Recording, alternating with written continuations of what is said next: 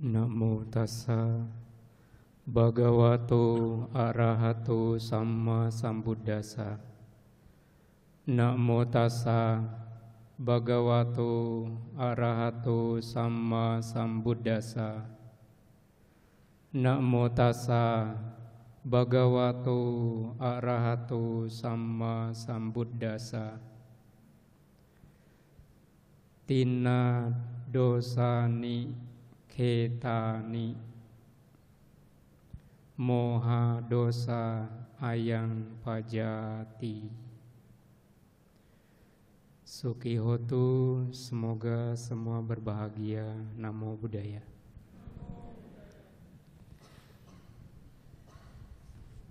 Romo Pandita maupun Ramani, upasaka upasika, Bapak Ibu saudara-saudari yang terkhusus keluarga almarhum Bapak Liam Seng Hok yang pada pagi menjelang siang hari ini serangkaian dengan puja bakti ini dilakukan peringatan 1 tahun meninggalnya mendiang. Tentu bagi saya pribadi ini satu kesempatan istimewa, oleh karena ini yang pertama kali saya memperoleh kama wipaka atau kusala kama wipaka, buah karma baik, bisa berbagi dhamma di wihara Dharma Jaya yang megah ini. Sekiranya tidak berlebihan kalau saya menyampaikan, butuh waktu penantian 10 tahun lebih menjadi biku, baru saya bisa berkesempatan berbagi dhamma di sini. Meskipun memang sudah beberapa kali atau cukup sering saya ke Surabaya dan sudah beberapa kali ke wihara ini. Bapak Ibu saudara-saudari sedama, tentu kehadiran kita di sini patut dan sangat perlu kita syukuri. Oleh karena selain kama wipaka berupa kesehatan saya juga kesehatan Bapak Ibu saudara-saudari, kesempatan yang kita punyai, kemampuan yang kita miliki, dan yang terutama keyakinan yang masih kokoh, bahkan semoga makin kuat di sanubari kita masing-masing, sehingga pada weekend kali ini kita berusaha menyempatkan waktu, meskipun banyak pilihan yang menarik, tetapi akhirnya kita berada di sini. Bapak Ibu saudara-saudari, mensyukuri juga bahwa beruntung kita mengenal dhamma. Karena apa? Dhamma ini sesungguhnya menyelamatkan kita. Menyelamatkan kita dari bahaya-bahaya kehidupan yang seringkali kita tidak sadari, bahkan kita sukai, tapi sesungguhnya bahaya.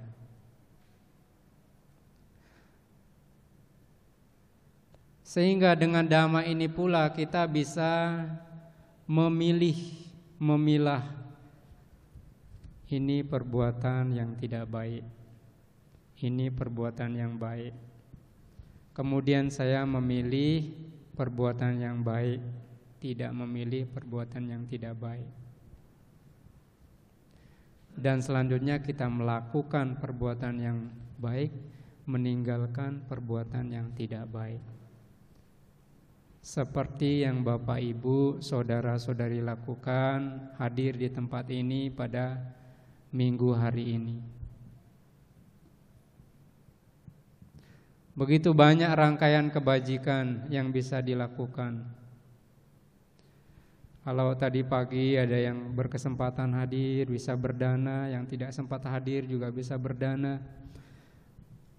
Hari ini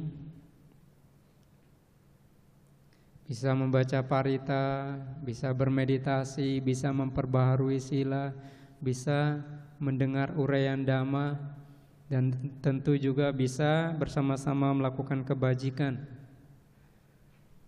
untuk mendiang Bapak Lim Seng Hok.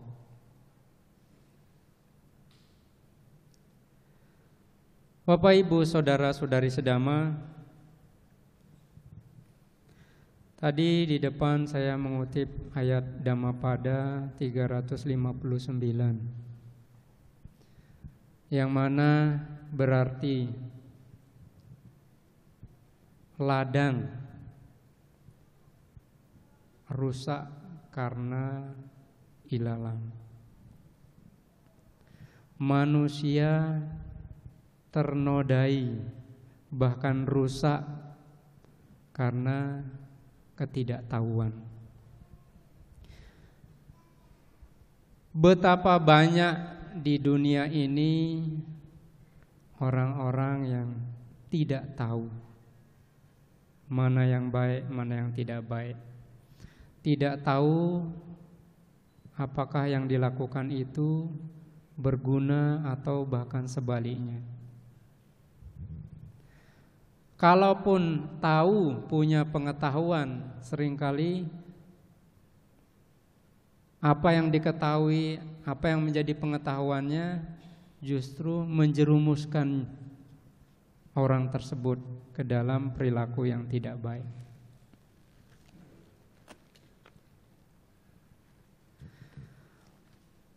Maka Bapak Ibu saudara-saudari sedama, kita yang tahu, kita yang menyadari ini kemudian berusaha sebaik-baiknya. Tetapi memang kecenderungan semua makhluk, kecenderungan manusia yaitu lebih mudah melakukan sesuatu yang tidak baik. Untuk menjadi baik harus belajar,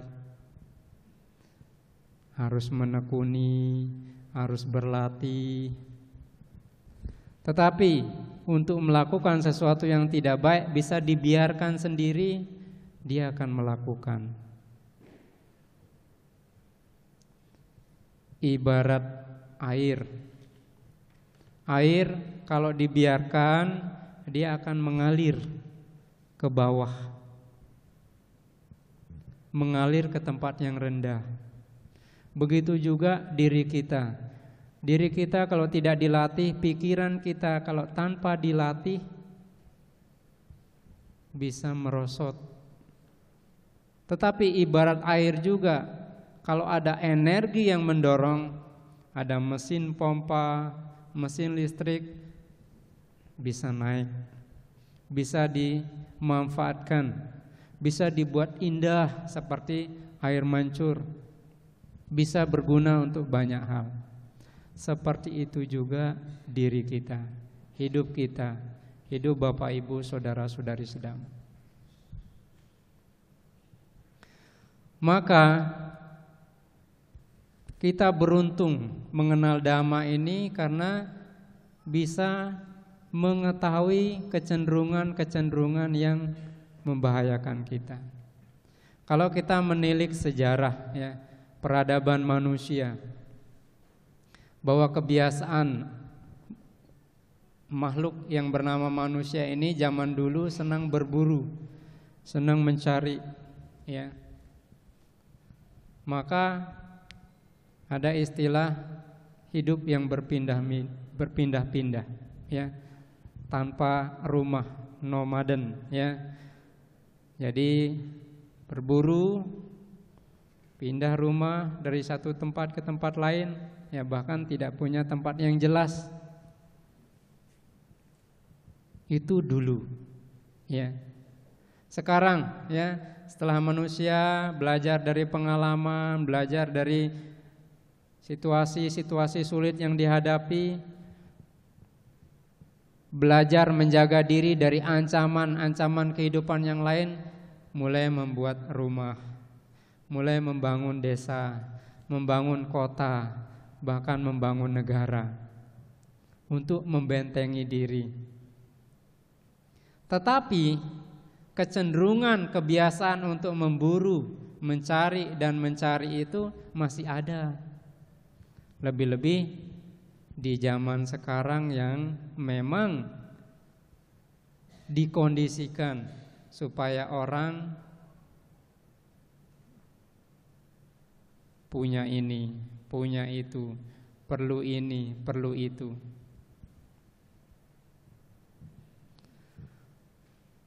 Lihat saja belakangan ini, ya, tidak tahu sekarang mungkin sudah mulai tidak begitu populer lagi, ya. Ada konten-konten di HP, bahkan game namanya Pokemon Go. Nah, itu kan mencari, ya, cari Pokemon. Bahkan konon katanya ada yang meninggal, ya, sampai mati ditabrak, ya, karena cari Pokemon. Bahkan mati ditembak karena diduga penjahat atau teroris, ya, yang mengendap-endap ditembak. Jadi sadar atau tidak sadar, memang kecenderungan manusia ini mencari. Kita pun, Bapak Ibu Saudara Saudari pun, kalau ditanya, ngapain ke wihara? Mencari ketenangan, Bante. Bisa begitu jawabannya. Ya, jadi mencari, judulnya selalu mencari. Ngapain kerja? Mencari uang, Bante. Ngapain apel? Mencari pasangan, Bante. Dan seterusnya, mencari. Nah, kita pun sesungguhnya, ya, sering tertembak, ya, oleh kekecewaan, oleh sakit hati, ya, oleh frustasi. Seperti orang yang tertembak ketika mencari Pokemon, ya. Tapi untungnya kita tidak sampai mati, ya. Tapi kita pernah kecewa, pernah merasa tidak bahagia, bahkan sangat menderita. Nah, ini karena kita mengenal Dhamma. Tetapi memang Bapak Ibu Saudara-saudari Dhamma, kehidupan modern ini memang dikondisikan karena memang itu menjadi lapangan penghidupan atau pekerjaan orang supaya orang terkondisi mencari. Ya, lihatlah, ya, billboard, ya, reklame, hal-hal yang dipajang di mall dan lain sebagainya, supaya orang ingin, supaya orang cari, supaya orang punya dan seterusnya. Dan itu memang namanya promosi. Nah, Bapak Ibu Saudara-saudari Dhamma, Dhamma memberitahu kita bahwa sesungguhnya, ya, semua makhluk itu sama, semua manusia itu sama. Yang didambakan, yang diinginkan adalah kebahagiaan. Betul? Betul. Ya. Apapun bentuknya, ya. Pokoknya tidak menderita, pokoknya bahagia. Itu yang dicari.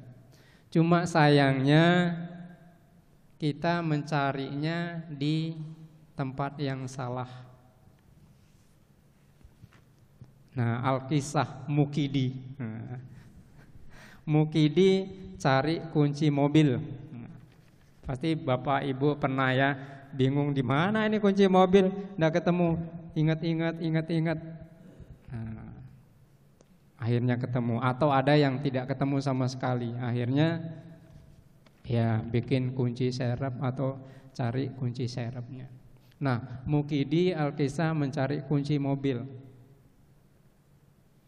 Jadi hari itu dia sibuk mencari kunci mobilnya di halaman rumah. Dia sisir ya pojokan halaman, ya pinggir-pinggir bangunan rumah sampai taman diacak-acak, pot-pot bunga dibongkar-bongkar mencari kunci mobil. Namun sekian lama tidak ketemu juga. Akhirnya kebetulan tetangganya lewat, "Mukidi, kamu sedang apa?" "Saya lagi cari kunci mobil." "Oke, saya bantu," kata temannya. Ikut temannya cari. Lama-lama juga temannya mulai curiga. Kok tidak ketemu-ketemu? Ya, semua sudut dicari, ini dibolak-balik, dibongkar-bongkar tidak ketemu. Dia mulai tidak sabar. "Mukidi, diingat-ingat kuncinya taruh di mana? Atau tadi ditinggal di mana? Diletakkan di mana? Atau waktu kamu habis menggunakan mobil, kamu kemana langkahnya?" Mukidi ingat-ingat. "Oh ya, saya langsung masuk rumah." Nah, kemungkinan besar itu di dalam kamar, di rumah. Kok carinya di luar? Mukidi bilang, "Soalnya di dalam rumah gelap." Carinya di luar ya. Di luar kan terang, di dalam rumah gelap. Nah, jadi memang sesuatu yang di luar itu terang, menyilaukan, menarik, sehingga kita carinya di luar. Kita berpikir di dalam rumah itu gelap. Sama juga sebenarnya. Kebahagiaan itu ada di dalam batin kita. Cuman karena kita ini juga mukidi ya. Di dalam sini gelap Bante. Tidak bisa. Meditasi susah, katanya meditasi tenang, bahagia. Kok saya tidak bisa, gelap.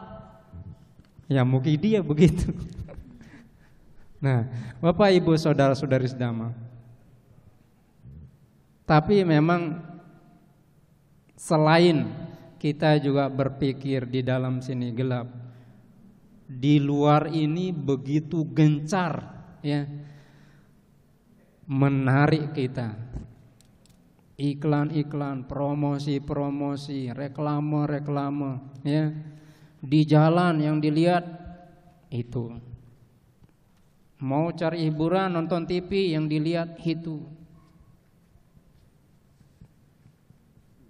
Pergi ke tempat-tempat pelesiran, mau relax, mau refreshing, yang dilihat itu lagi. Naik pesawat,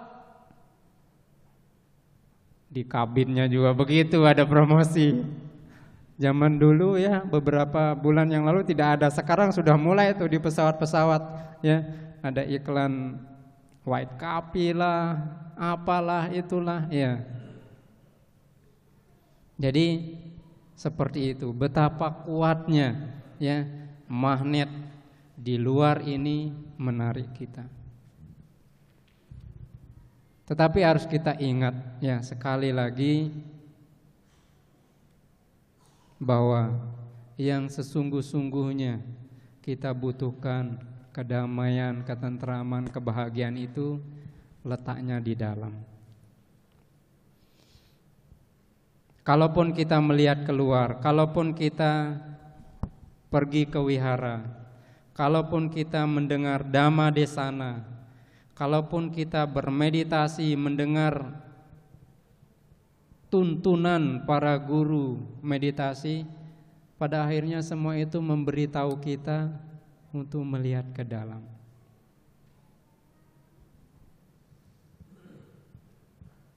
Nah, ada satu kisah lain ya yang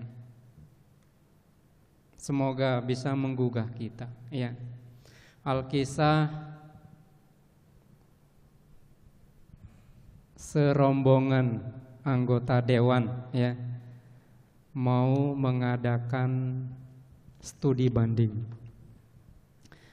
Kali ini para anggota dewan mendapat kesempatan untuk studi banding ke tempat yang paling unik. Tidak ada studi banding atau survei seperti ini. Kemanakah mereka akan studi banding? Konon katanya ke alam neraka dan ke alam surga. Tidak pernah kan ada studi banding ke sana? Yang ke sana pun tidak balik-balik. Nah, tetapi ini cerita, ya. Nah, singkat cerita, mereka rembuk. Ini bagaimana? Mana duluan yang harus kita kunjungi? Nah, mereka sepakat, kita kan mau happy ending, ngapain susah-susah? Ya, biar aja kita ke neraka dulu, nanti belakangan ke surga. Kan surga konon katanya senang-senang, ya. Masa susah-susah di endingnya? Akhirnya benar, mereka survei ke alam neraka dulu. Nah, sesampai di sana penjaga pintu gerbang neraka membuka pintu dan mereka menyaksikan pemandangan atau situasi di sana yang berbeda dengan gambaran orang-orang.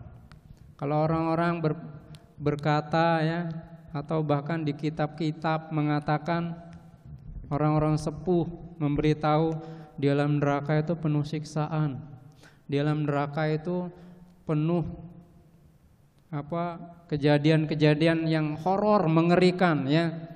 Orang ditombak, orang ditusuk, orang dipanggang, orang dimasak di wajan besar, ya. Pokoknya penuh dengan siksaan yang maha mengerikan. Tetapi kali ini mereka melihat situasi berbeda. Itulah yang menarik. Jadi apa yang mereka lihat? Ternyata di sana itu hal-hal yang menyenangkan bagi mereka. Ya, jadi orang pergi ke bar, ya, ada diskotik, ya, orang berdansa, orang menyanyi, ya, karaoke, ada kasino juga, banyak tempat hiburan juga. Nah, ini kan lain daripada yang lain, ya. Ternyata ketika mereka survei, yang mereka lihat kondisinya seperti ini, bukan seperti anggapan orang. Akhirnya apa? Mereka, wah, seru juga ini alam neraka, ya.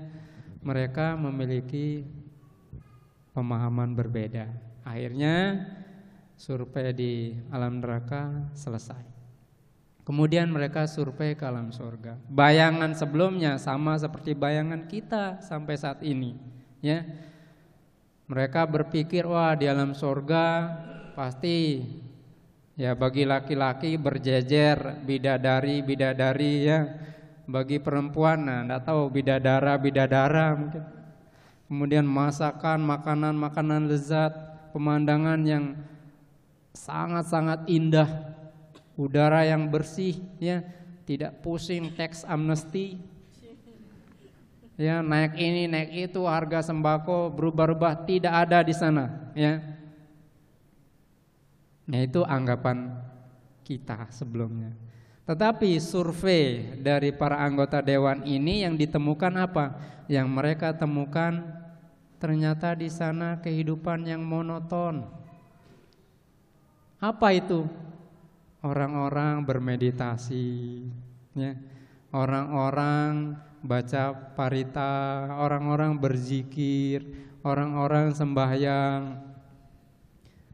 Jadi yang mereka lihat kegiatan-kegiatan spiritual. Nah, akhirnya mereka berpikir, lah, ini mah tidak seru, ya. Yang lebih seru itu di alam neraka tadi. Jadi Kesimpulan mereka, alam neraka lebih menarik daripada alam surga. Dan mereka bercita-cita kelak kalau sudah meninggal pilih alam neraka.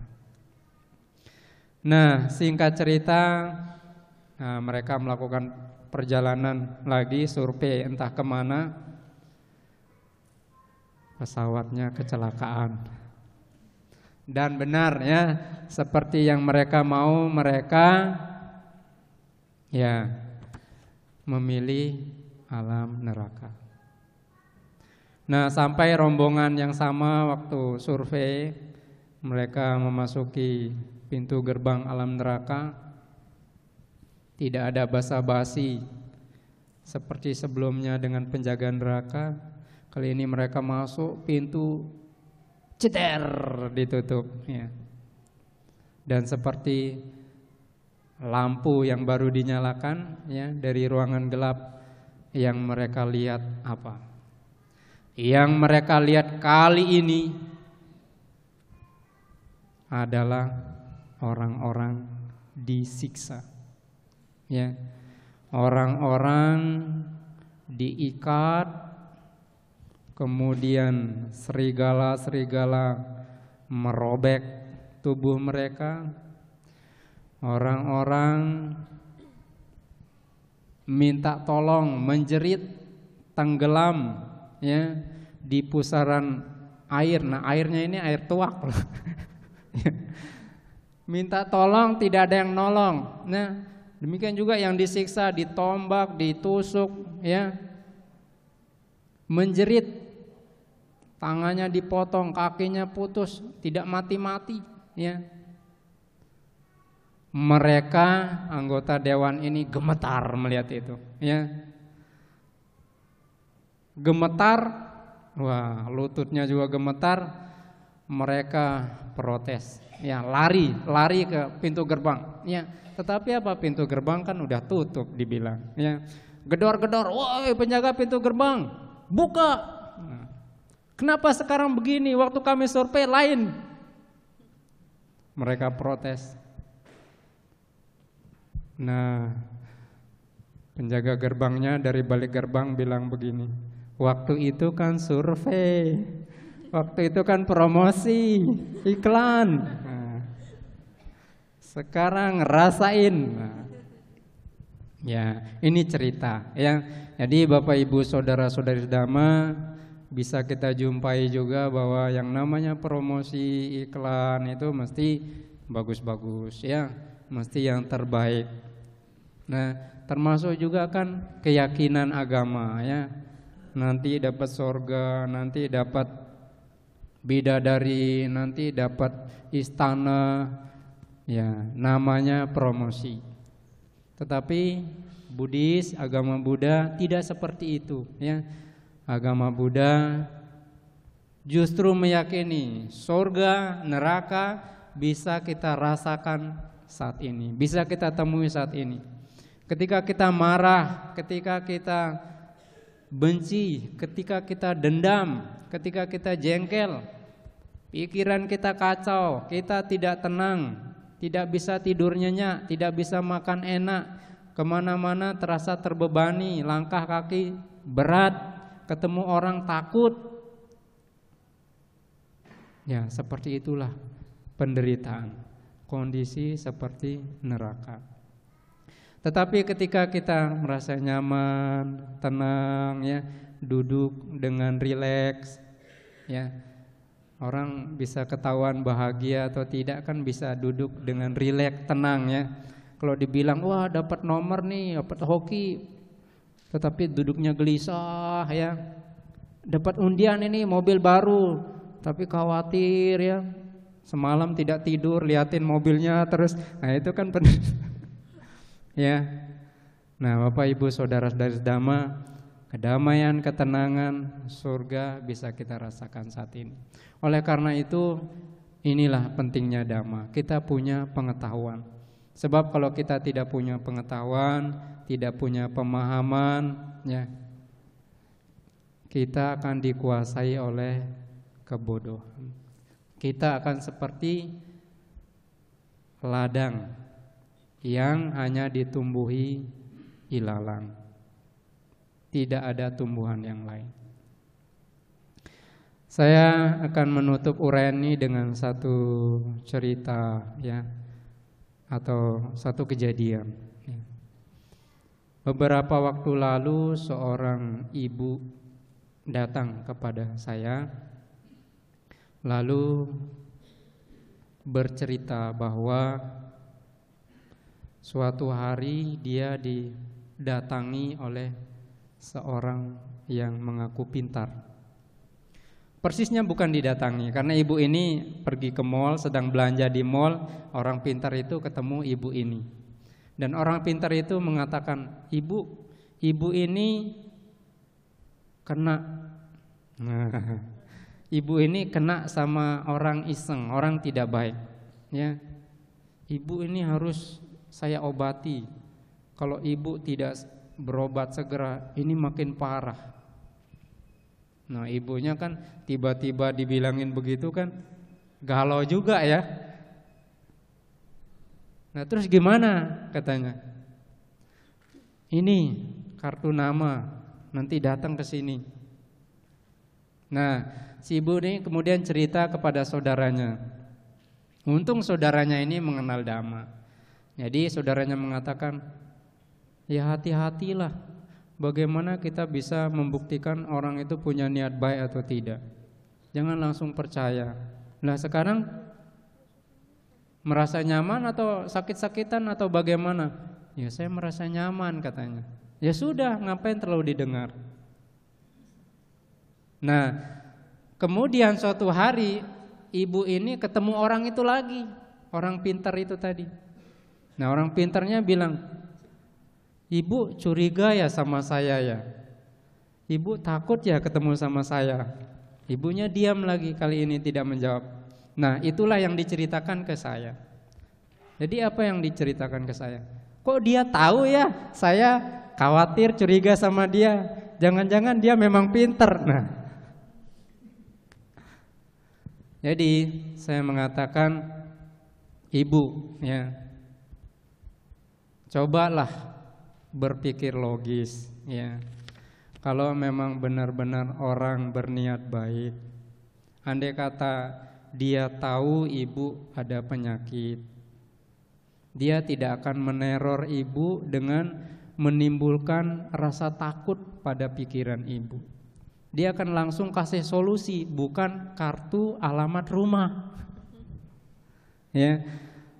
Dia akan kasih solusi, ibu begini ya, hati-hati ya, tenangkan pikiran, jaga makan dan lain sebagainya yang baik-baik. Bukan menakuti, ibu nanti kalau tidak berobat parah, ibu ini dikenai orang, ada orang jahat. Itu kan teror namanya. Dan memang dia pintar meneror psikologis si ibu. Nah, jadi hati-hati juga kita ya. Dan kalau kita mau logis, masa sih orang pintar cari pasien ke mall gitu loh. Ya. Kalau orang pintar, orang bisa kan orang yang cari dia ya, dari mulut ke mulut ya, dan memang tulus ya, tidak ada apa istilahnya, kamu harus bayar segini syaratnya, serahkan atau transfer uang segini, tidak ya, kalau memang sungguh-sungguh.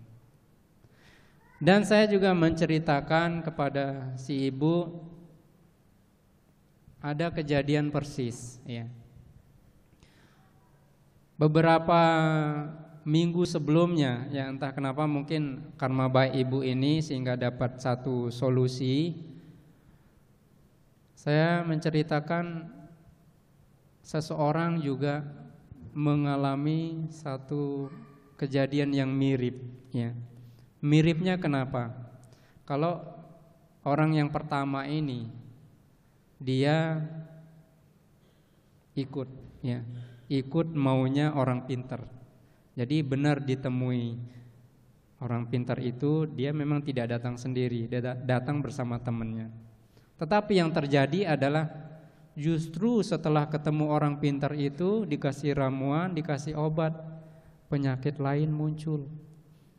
Jadi tiap kali ibu ini mens, maaf udah berkeluarga, udah punya anak besar-besar, perutnya bengkak, ya, perutnya besar. Padahal sebelum ketemu orang pintar itu tidak pernah seperti itu. Nah, ini artinya apa? Nah, orang pintarnya yang bikin penyakit. Sama seperti orang pintar sekarang bikin program antivirus karena memang sudah bisa bikin virus. Nah, jadi maksudnya tetap kita harus waspada. Dengan pengetahuan Dhamma, dengan pemahaman Dhamma yang kita punyai, ya, bukan berarti kita harus curiga kepada semua orang, ya. Pagi hari ini saya berdiskusi dengan seseorang, ya. Saya membuat tulisan, ya, tetaplah berprasangka baik. Sebab kalau kita berprasangka buruk,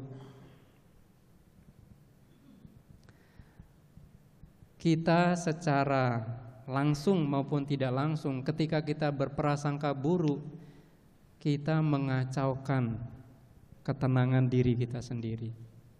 Kalau yang kita prasangkakan benar, lah kalau tidak benar double. Kita mengacaukan pikiran kita berpikir buruk tentang orang lain.